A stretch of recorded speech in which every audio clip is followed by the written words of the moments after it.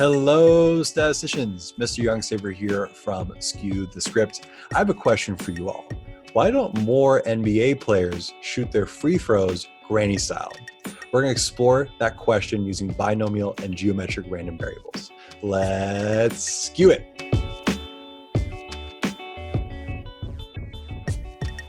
Today's lesson is on binomial and geometric random variables. This is lesson 5.7 in our course sequence. Today we'll be talking about Wilt Chamberlain, one of the best basketball players of all time. He was most known for his ability to score. And if you look at the top 7 scoring performances of all time in the NBA, in terms of points scored by a single player in a game, Wilt Chamberlain holds 5 of those spots, including his legendary 100-point game in 1962, which is an NBA record that I don't think will ever be beaten for most points scored in a game. Now, there was one weakness in Wilt Chamberlain's skill set, and that was his free throws. For most of his careers, he took his free throws like this. Take a look. Overhand technique, shooting up, not a lot of arc, and then no brick. And shooting like that, he had a free throw accuracy of below 50%. So of the penalty shot free throws he took, he made less than half of them. For one magical season, though, he changed up his style, and he shot his free throws like this. Take a look. Shooting from below the knees, up, what we call granny style, the underhand free throw. And that season, his free throw accuracy rate was 61.3%, which is more than a 10-point jump from the prior season. And if you look at what he's most known for as a 100-point game, he made 28 out of 32 free throw attempts that game. And he did them all in that 1962 season in which he shot granny style. But he dropped the granny style after that, and for the rest of his career, he shot overhand and had a much lower percentage. And then there are other players that play today or in recent history that were made fun of because they're bad free throw shooters, but they never tried granny style. It was Shaq, Dwight Howard, and others. And so my question today is, statistically, let's analyze why did players stop shooting granny style free throws? That's what we're looking at. If you want to follow along using a handout, you can print it up at this link right here. To analyze this free throw question, let's first talk about a couple distributions, starting with the geometric distribution. Now, the geometric distribution is a random variable, a special one that we're going to analyze in particular, and has a story. Let me tell you the story of that geometric here. When Wilt Chamberlain shot granny style, he made 61.3% of his free throws. So say that Wilt Chamberlain is shooting granny style, and he's going to keep on shooting until he makes one free throw. Assuming each shot is independent, what is the probability that his first made free throw comes on his 5th attempt, his 5th shot? This is the story of the geometric. When you hear a story like this, you're going to think, I should use a geometric distribution. The story of geometric involves 3 main things. There are binary trials, which means that each attempt is a success or fail outcome, in this case, making or missing the free throw. You're looking for the first success, doing the trials over and over again until you hit your first success, and each trial is independent. The outcomes of previous trials don't affect the probability of a success on a later trial. So what is the probability that he makes his first shot on the 5th attempt? Well, we should define x, the random variable, as the trial number of his first success, and x is a geometric random variable with the probability success p being 0.613 because he was a 61.3% free throw shooter when he shot granny style. So to calculate that probability, we need to say, okay, the first shot was a miss. So 1 minus the probability of success is 0.387. He had a 38.7% chance of missing. So he's got to miss 4 times in a row. So he misses the first time, and he misses the second time, and means multiply. And he misses the 3rd and 4th times. And then finally, the 5th time, he makes it. That's a higher probability of making. And then we put those together. Multiplying 0.387 by itself 4 times is 0.387 to the 4th power times 0.613. We get this probability. He had a 1.4% chance of his first make coming on his 5th shot. So in general, if we're going to make this into a rule, we can say that the probability of your first success on your x attempt in a story of geometric situation is this. The probability of failure, 1 minus the probability of success, to the x minus 1 power, times the probability of success. We saw that with Wilt Chamberlain's situation where it's the probability of failure to the 4th power, 4 times failing in a row, times that last one being a success. That's how we find a geometric probability. This is called the probability density function of a geometric situation, or the PDF. That's important to know for a later distinction we're about to make. So PDF situations like this. What is the probability that Wilt's first made shot is on his 3rd attempt? Well, we know we're going to use the PDF formula. That's 2 power of failure times the probability of success. In this case, it would be 0.092. There's a different kind of situation, though, where we could use the geometric, and it's this one. What is the probability that this first made shot is on the third attempt or earlier? So in this case, it's the probability that the first one is in, or miss, then make the second one is in, or miss, make the third one is in. It's the third attempt or earlier. There's a cumulative probability here. It's or, so we add up those individual probabilities. When we add up those probabilities, we get this much higher probability. This is known as a CDF, or cumulative distribution function situation. Here's how you can remember those. PDF is, P stands for the probability, or you can think of it as like a point probability. Is just one probability. The first make is on the third attempt, exactly the third attempt. The cumulative situation is the third attempt or earlier. So cumulative means putting together multiple ones. It would be first, second, or third in this case. So cumulative, that's what that means. Now, oftentimes it can be hard to do this stuff by hand. Let's take this problem, for example. Find the probability that the first made shot is on the 100th attempt or earlier. So if you're adding up all those probabilities of the first one and then maybe the second one or the third one, it's going to be a lot. So instead, we can use our calculator. Our calculator has a very, very good set of commands for this called geometric PDF and CDF. Let me show you where those are here. So if you want to use that, go to second vars and go all the way down so you find the geometric PDF and CDF, which are options E and F. In this case, this is a CDF situation because it's the 100th attempt or earlier. So I'm going to use the CDF function. And the probability P of success was 61.3%, or 0.613, includes a decimal. The X value of the success or earlier was 100, because it'd be the 100th one, or the 99th was the first success, etc. So I'm going to put in 100 here. And then I hit enter a couple times to get that probability. That probability is about 1, which means it's a very high probability, almost 100% chance of his first made shot coming on the 100th attempt or sooner. Now let's talk about a slightly different situation called the binomial situation. So we know that Wilt Chamberlain's free throw shooting percentage granny style was this, but say that instead of shooting until he makes one, he plans to shoot 8 consecutive granny style free throws. Assuming each shot is independent, what is the probability he makes exactly 3 of them? This is the binomial story. It is involved like this. There are binary trials again, so success or fail each time. Each trial is independent, but now there's a fixed number of total trials. He's going to do 8 consecutive shots, no more, no less. And we're going to count the number of successes among those 8. So he's not shooting until he makes one. He's going to take exactly 8 and count from there.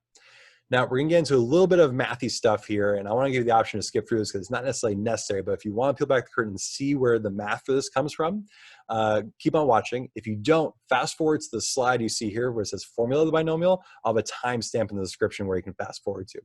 For those who want to look at the math, continue here. So we can calculate the probability of 3 out of 8 shots being made like this. Success, success, success. And, so make, and 5 failures. Those are the probabilities there. We have all those things have to happen, so we multiply them. It's an and situation. So we get this for shorthand. 3 exponent of the success probability and a 5 exponent of the failure probability. However, there's another way he could have 3 successes and 5 failures. He could have made 2 shots in a row, missed, then made a shot, and then missed 4 shots in a row. That still counts as 3 successes and 5 failures. And that's the same probability. It is 0.613 to the 3rd power times 0.387 to the 5th power. And it could be either or, so we have to add those probabilities together. And then there's another way to order them too. You could have had success, fail, etc. There's so many ways that you get the same probability, but different ways of ordering them. So we have to add up all those different ways of ordering them. So that's some coefficient, the number of ways to order it, times that probability of each individual outcome. The number of ways to order successes and failures can be written like this. The binomial coefficient, 8/3 in this case. And I'm not going to explain exactly the binomial coefficient math. You can do the binomial coefficient in your calculator. It's the number of ways to place 3 successes in this 8 trials, or you can always think of it as the number of trials is on top, the number of successes on bottom. That will tell you the number of ways that you can place those successes among the trials. So now let's get into the exact formula. This is the formula for the binomial PDF. You should know how to plug into it. So in this case, N is the total number of trials, X is the number of successes, P is the probability of success. However, I really want you to be using the calculator to get the probability calculations here because it's really difficult to do by hand and you have the calculator with you. So we're going to look at how to do the binomial PDF here. And this is a PDF situation because he needs to make exactly 3 out of 8 shots. Not more, not less, exactly 3 out of 8. So we're going to use the binomial PDF situation here. So we go second vars all the way down to binomial PDF, which is option A. And there are 8 trials. You're taking 8 shots. Probably assessing each trial again is 0.613. And the number of successes we need is 3 out of those 8. The probability we get is about 11.2%. So that's one way to do it, a little shorthand, and you can write in the calculator commands to get credit for doing that process. Now, let's look at a slightly different situation. Find the probability of making at most 3 out of 8 shots. So you can make 1 shot, 2 shots, 0 shots, or 3. So 3 or less. Now that's the probability of making all those different types of events. So this is a cumulative version. This is 3 or 2 or 1 or 0. So we need to use the binomial CDF. And very similarly, we go here to second vars and find binomial CDF is located just under binomial PDF. And we have 8 trials, probably success on each trial again is 0.613. Number of successes or less is 3. We want 3 or fewer successes. Get paste and boom. 15.4% is the probability there. Again, you can write in the calculator commands to get credit on a free response question for that. Now let's look at a slightly different one. This distinction is important. What's the probability of making at least 4 out of 8 shots? So 4 or more out of those 8 shots. Probability of making at least 4 is the complement of probability of making at most 3, because at most 3 is 3 or fewer. Making at least 4 is 4 or higher. So those are complements. So what you can do is just do 1 minus the probability we got last problem. 1 minus probability of 3 or less. The probability we got in the calculator. Your calculator only knows how to do a certain amount of successes or less. You can just do 1 minus that for the amount more. In that case, we get this probability here. So let's get into our discussion for today. We want to return to this granny style free throw because we know that Wilt Chamberlain shot much lower free throw shooting percent accuracy than when he did granny style, but he still did overhand throughout his career. Now let's look at how he would have done in terms of ranking up in terms of all-time point scoring on the leaderboard for these great players if he shot granny style his whole career. At the moment, Wilt Chamberlain is the 7th all-time point leading scorer. And Michael Jordan, Kobe Bryant, LeBron James will all score more points than him, and he's retired, so he can't score any more points. How would he have ranked if he did all his free throws granny style? Instead of switching that after that one season, what if he just continued on with it? Well, he scored 25,362 points without free throws, and he had about 11,800 free throw attempts.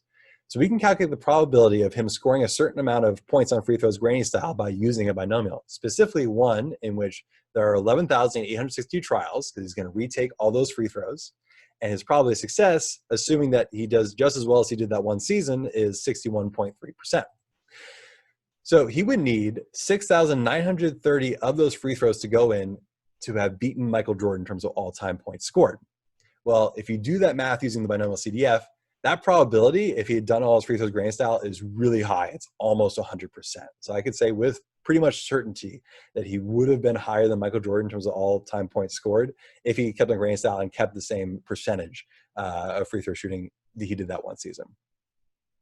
Also, there's other players here who could have benefited from granny style. Look at Shaquille O'Neal. Shaquille O'Neal had a terrible free throw shooting accuracy, and he was 10th all time. He could have moved up potentially if he had shot granny style. In fact, he was so bad at free throws that teams developed a strategy called hack a Shaq, where they would on purpose do a penalty, get a foul, so he wouldn't be able to shoot, and then he had to go to the line and shoot free throws because they knew he might miss some of them. So why did Wilt stop shooting granny style, and why did Shaq never even try it? Well, we can look at some quotes from them. Wilt Chamberlain said this in his biography: "I felt silly like a sissy shooting underhand. I know I was wrong. Even now, the best one in the NBA, Rick Barry, shoots underhanded. I just couldn't do it." And Shaq said this in an interview with Business Insider: "I told Rick Barry I'd rather shoot 0% than shoot underhand. I'm just too cool for that."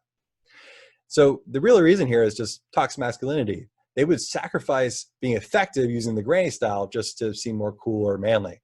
And I think Granny might be a little bit disapproving of that. Maybe Granny could have taught them a thing or two. They both mentioned this person, though, Rick Barry. Who's Rick Barry? You might never have heard of him. I didn't hear about him until I investigated this stuff. There's something to the NBA and heightened free throws. That's pretty interesting to me.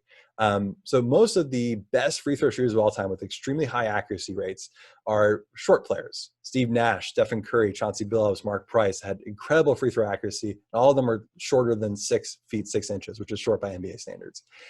Wilt Chamberlain, Shaq, and Dwight Howard had terrible free throw shooting accuracy, but they were all really tall, taller than 6'6". One player that was in both categories is Rick Barry. He's a tall player who could shoot with amazing free throw accuracy, and he shot like this. Take a look. Underhand, granny style, swish.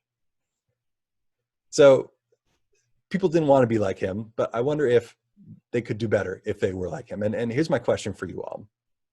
Why do you believe shorter players do better shooting overhand on their free throws than taller players? I want you to give a statistical, not necessarily a physics-based explanation and reason for your answer. That's it for today. Have a good one, statisticians.